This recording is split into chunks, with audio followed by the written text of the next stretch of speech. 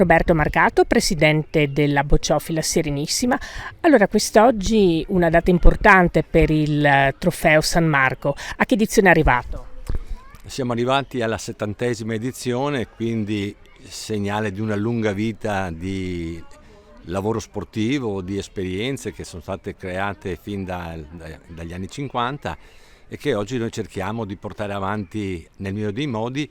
E direi che oggi è una di quelle giornate perché l'attuale Gran Premio di quest'anno ha registrato un parterre di atleti tra i migliori del panorama nazionale, perché si tratta di una gara valida per la classifica dei migliori giocatori, quindi il ranking nazionale, e quindi avevamo almeno 10 dei primi 16.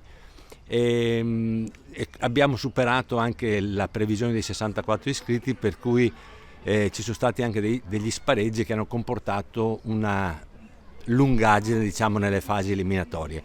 Ma adesso sta andando tutto per il meglio, il pubblico è numerosissimo come al solito e quindi siamo soddisfatti.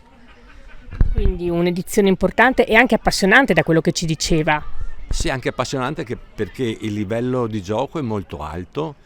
Gli atleti in campo sono tutti in forma, diciamo, e anche molto qualificati. Tra l'altro, per dare l'idea geografica delle provenienze, abbiamo attualmente nelle due semifinali un giocatore di Salerno, uno di Bologna, uno della Toscana e un altro l'ultimo non ricordo chi sia. Ah sì, lo stesso di Bologna, Mussini. Quindi bene, insomma, quindi siamo soddisfatti e dico grazie anche e soprattutto al grande lavoro della squadra che mi attornia, che garantisce anche quello che abbiamo offerto come in queste occasioni, il pranzo per oltre 100 persone, gli atleti, gli accompagnatori, i parenti, eccetera. Li vedo tutti soddisfatti e quindi siamo soddisfatti anche noi. Quindi la Bocciofila Serenissima si conferma ancora una volta, se mai ce ne fosse bisogno, teatro di grandi eventi.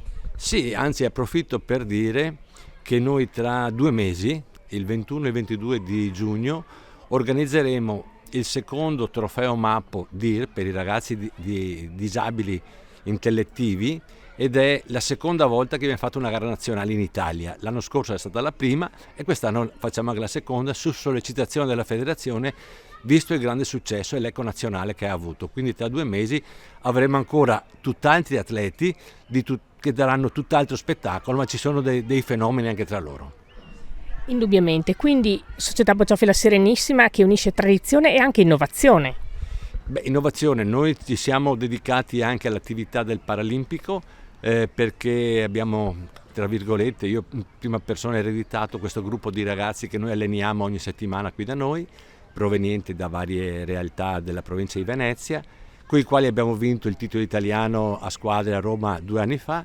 Siamo arrivati terzi lo scorso anno e abbiamo vinto un titolo italiano poi a Fano con la coppia di categoria B. Quindi siamo anche molto orgogliosi di questo lavoro che ha anche un valore etico, sociale, insomma, molto importante.